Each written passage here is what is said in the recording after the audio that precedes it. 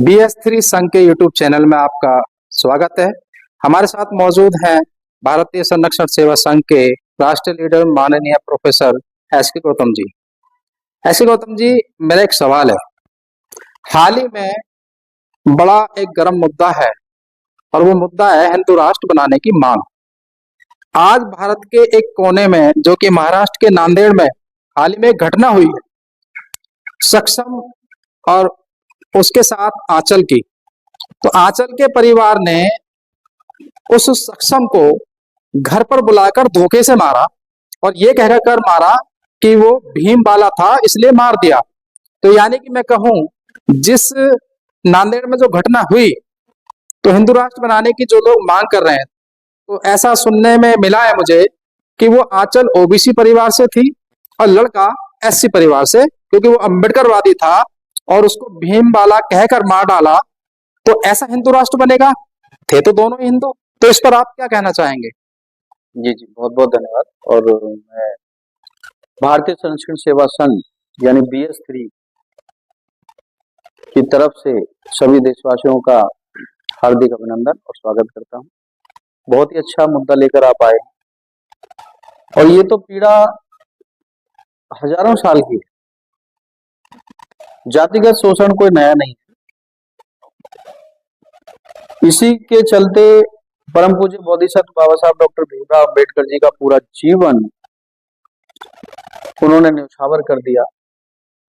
पता नहीं कितने महापुरुष चले गए इसी जातिगत भेदभाव को समाप्त करने की मुहिम को लेकर जो चले थे, लेकिन ये जाति व्यवस्था आज भी ज्यों की त्यों खड़ी है और वो इसी तरह से हत्याएं, बलात्कार, शोषण आज इसी तरह से आज भी जारी। अभी जो घटना हुई है, इस पे मुझे एक वाक्य याद आ रहा है। बाबा साहब की एक पुस्तक है एनिहिलेशन ऑफ द कास्ट, जातिवाद का विनाश, जाति भेद का उच्छेद। तो इसमें बाबा साहब स्पष्ट कहते हैं कि सामाजिक समानता के बिना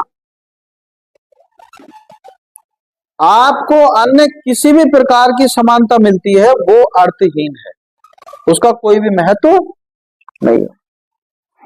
सामाजिक समानता का मतलब है कि इस देश में रहने वाला प्रत्येक व्यक्ति दूसरे व्यक्ति को व्यक्ति की नजर दृष्टि से ही देखे, इंसान दूसरे इंसान को इंसान ही समझे।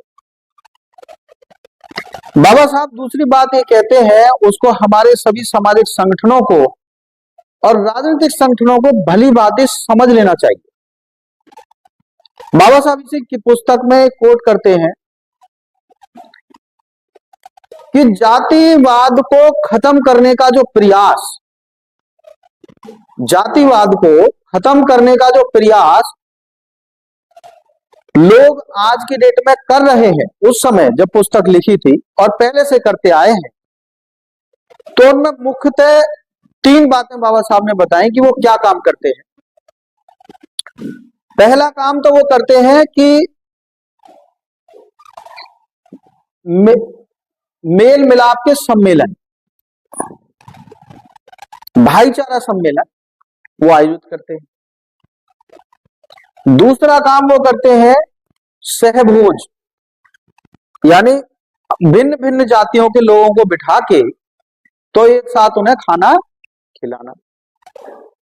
और तीसरा काम जबरदस्ती बामुश्किल तो कोशिश करते हैं कि भाई इनकी शादी करा दो, अंतरजातीय विवाह करा दो।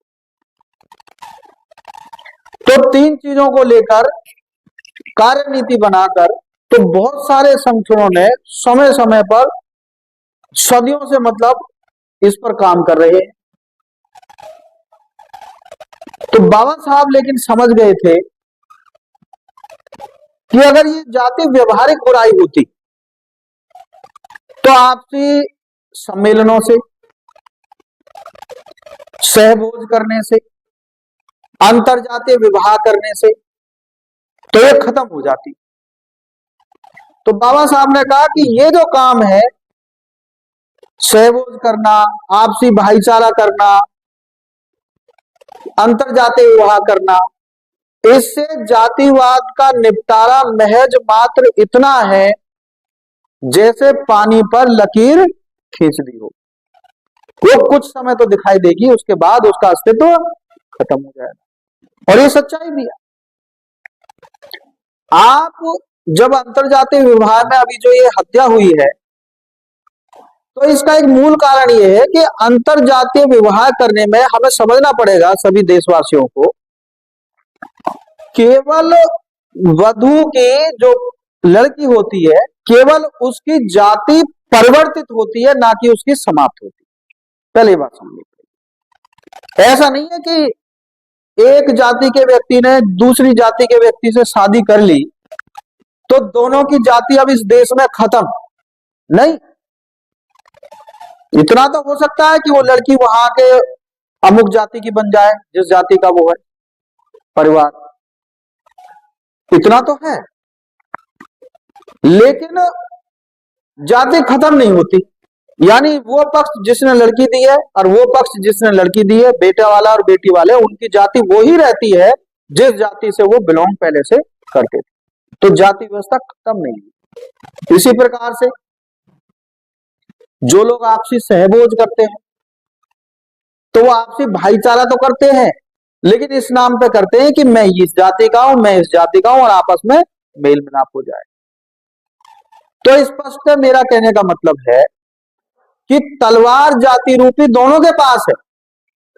केवल थोड़ी देर के लिए, कुछ समय के लिए वो ये समझौता कर लेते हैं कि अब तलवार हमने इधर रख ली है म्यान में अपने पास, और ये हम नहीं चलाएंगे। बस ये थोड़ी देर के लिए समझौता है, लेकिन इसकी कोई भी गारंटी नहीं है कि अगर तलवार है वास्तव में, कि भविष्य में ये नहीं चलेगी या आने वाली पीढ़ी इसकी पुनरावृत्ति नहीं करेगी। उनके बच्चे हो सकता है इसका पालन ना करें। आपने तो अंतरजातीय विवाह करा दिया, उनके बच्चे कहें नहीं जी नहीं, हम नहीं करेंगे, हम तो अपने अपने में करेंगे। तो ये कोई बाध्यता तो है नहीं संवैधानिक इस देश में। तो ये जो जाति रूपी तलवार है, तो बाबा साहब ने कहा कि नहीं, ये महज एक क्षणिक लाभ होगा, इससे दूरगामी रिजल्ट नहीं आएंगे। अगर दूरगामी रिजल्ट को लाना चाहते हो तो जिन जिन अभिलेखों में लिखा हुआ है, तो उन अभिलेखों को, तो उस समय उन्होंने उस पुस्तक में गुस्से में लिखा था कि आप इससे काम नहीं चलेगा। उन अभिलेखों को, उन किताबों को, उन कानून को जो है बारूद से डायनामाइट लगा के उन्हें उड़ा दो। तो ये उस समय की बात थी। लेकिन अब तो जो कानून है अब क्या है, अब तो भारत का संविधान है, और भारत के संविधान में वो प्रावधान है। तो अब भारत के संविधान को उड़ाने की जरूरत नहीं है। अब उन चीजों को जो बाबा साहब लिख के चले गए, उनको लागू कराने की बात है कि उनको लागू कैसे कराया जाए। अगर वो लागू हो जाते हैं तो तब इस देश से जाति का उन्मूलन होगा, जाति पूर्ण रूप से समाप्त हो जाएगी। तो जब तक जाति समाप्त नहीं होगी, तब तक ये कह देना कि अंतरजातीय विवाह करा दो, तो तुम इसी जाति में रहो, हम इसी जाति में रहे, केवल शादी कर लो, तो ये तो वही वाली बात है कि आप अपनी तलवार लिए हुए हो, हम अपनी तलवार लिए हुए, तो अभी तो ठीक है, बाद में हम चला देंगे। तो यानी कि फिर ये एक छल कपट, एक धोखा है। छल कपट है, धोखा है। उनसे हमारा सीधा सीधा सवाल हमारे महापुरुषों का ये है, और आज हमारा भी ये है भारतीय संरक्षण सेवा संघ का, कि अगर वास्तव में आपको ये तलवार चलानी ही नहीं है तो फिर ये रखनी क्यों है, इसकी आवश्यकता कैसे फेंकिए। बिल्कुल, इसीलिए तो ये लोग केवल समरसता की बात करते हैं, समता की नहीं करते।